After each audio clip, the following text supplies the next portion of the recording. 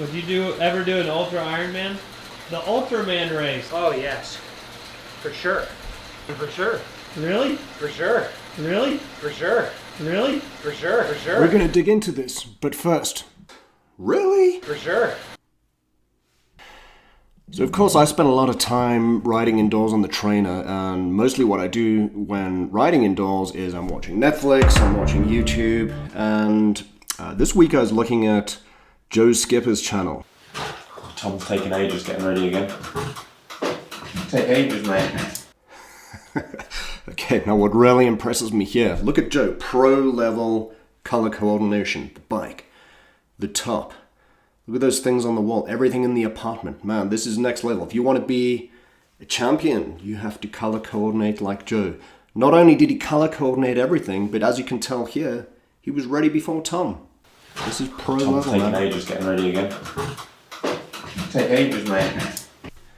Right, so now they go for a swim, they're on a training camp, the water's cold, let's see what happens. He's just. Some people have just got man up, haven't they? He wants to improve his swim. Talk because he's all frozen up. His I'm lips are frozen all back. He wants to improve his swim, but one thing that ain't going to improve it is not swimming.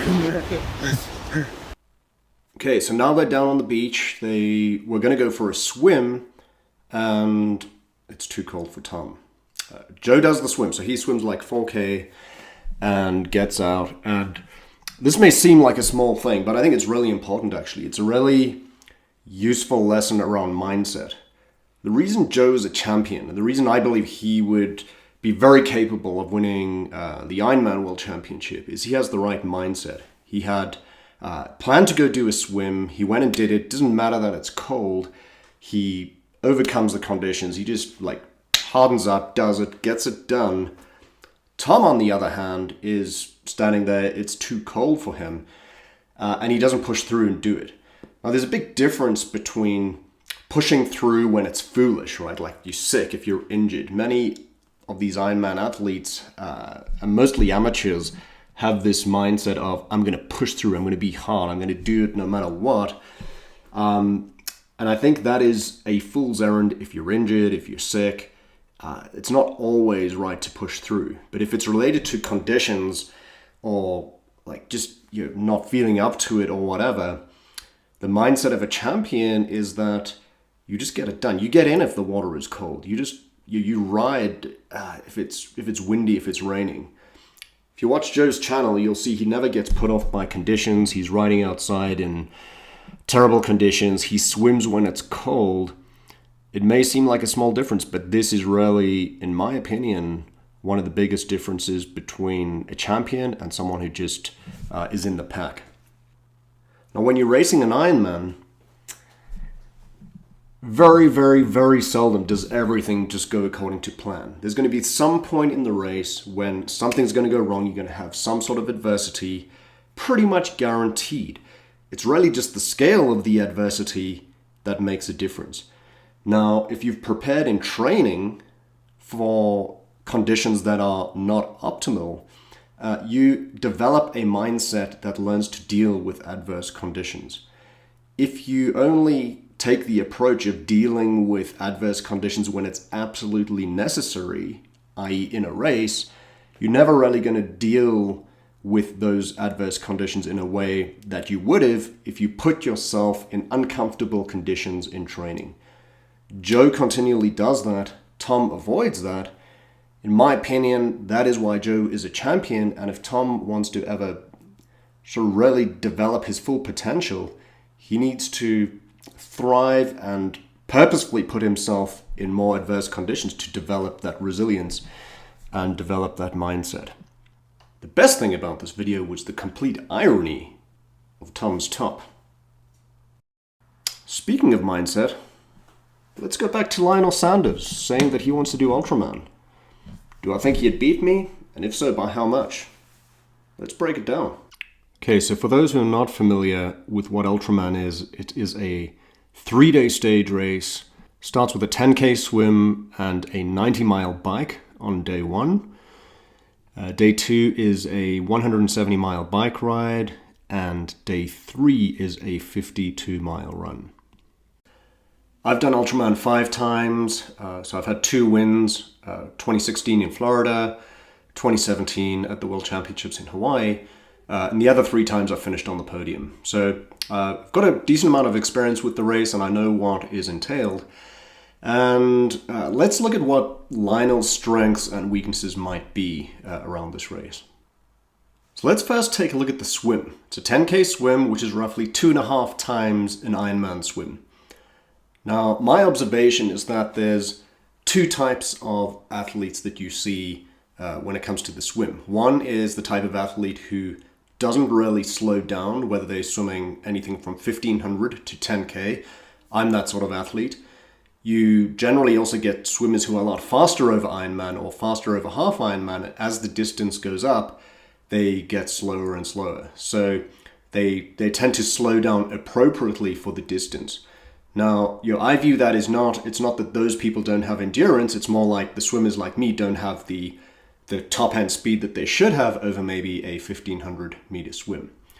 So to give you an idea of my best Ultraman time is 2 hours 29 for the 10K swim, and that's basically broken down into an Ironman. First Ironman went through in 55 minutes, the second Ironman in 56 minutes, and then the remainder is really into the current round to the end of the 10K. To compare that with the sort of top end Ironman swimmer, they're doing the Ironman in 49 to 50 minutes, so probably 6 or 7 minutes quicker than me. And what we see if we compare my times with the sort of top end Ironman swimmers like Jordan Bryden, who I raced in 2019, he's doing Ironman swims in maybe 49 minutes. And he got out the water, I think, 14 or 15 minutes ahead of me in the 2019 Ultraman. So what does this mean for Lionel? Well, I think, first of all, his swim has improved quite a bit over the past few years. If you look at the races where he and Jordan Bryden have raced in the same race, Jordan is consistently 5 or 6 minutes quicker than Lionel over the Ironman distance, which seems to indicate to me that it would translate to a similar time split over the Ultraman distance. In other words, I think Lionel may come out at roughly the same time as me. He's made a lot of improvements recently, so he may even be quicker. Now, recently, Jordan and Lionel have raced in Ironman Florida, and Lionel was actually quicker than Jordan. So that's something to consider, but who knows? I have not spoken to Jordan about what his race was like there. So he swam over an hour there. The conditions were really terrible, and it was a long swim, but a swimmer of Jordan's caliber, I would have expected to be 55 or 56 minutes in those conditions. He would normally be coming out with the front pack. Right, so let's move on to the bike. Day 1, 90-mile bike. Let's put in the actual numbers of what we think could happen here. So this will be mine. I have, let's assume, a power of 253 watts, which is a normalized power of around 260. Weight, I'm just going to keep this constant because we're pretty similar. So this has me finishing in about 4 hours 45. Now, 2 things we're going to do here. One is increase the drag a little bit. I actually do know what Lionel's drag numbers are. Increase the power as well. So if I'm riding at 250, he's probably at like 315 or something. All right, so this has him, let's say he gains 31 minutes on day 1. This is pretty likely. If you compare this to sort of Ironman bike times, usually day 1 is a little longer than an Ironman bike split, which is exactly right for him. He can ride close to 4 hours for an Ironman, so add on 15 minutes for this. It's pretty likely. So that has him day 1 with a lead of 30 minutes. This is assuming his bike handling's great. He can handle all those rough winds, the tricky descents, all that sort of stuff. Day 2, let's take a look at that. So day 2, I've just put in 214 watts for myself. It'd probably be a little higher than that, but his equivalent, let's just say he rides it 280.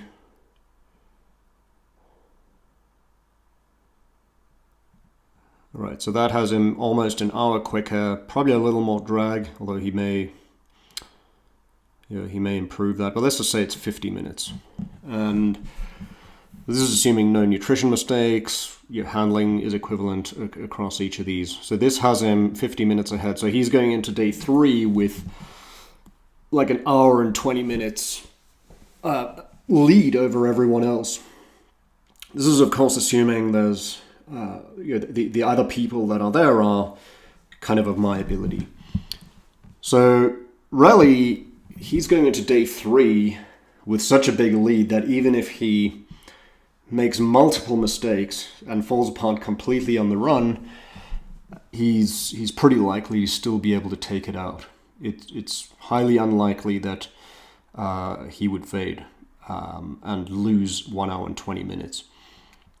Just for example, he could, if he has his optimal run on day 3, he could break 6 hours for the double marathon, right? And not, probably the best I would manage is maybe 6.5 hours. So that would be that means he's finishing 2 hours ahead of me.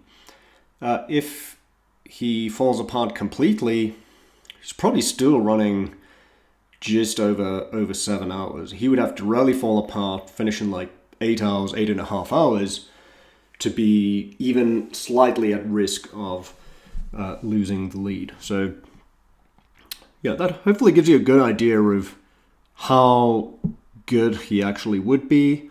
And assuming all these other things went to plan, I think he would take it out for sure. You said it's 275 kilometers? Yeah. Well, 180 isn't that difficult.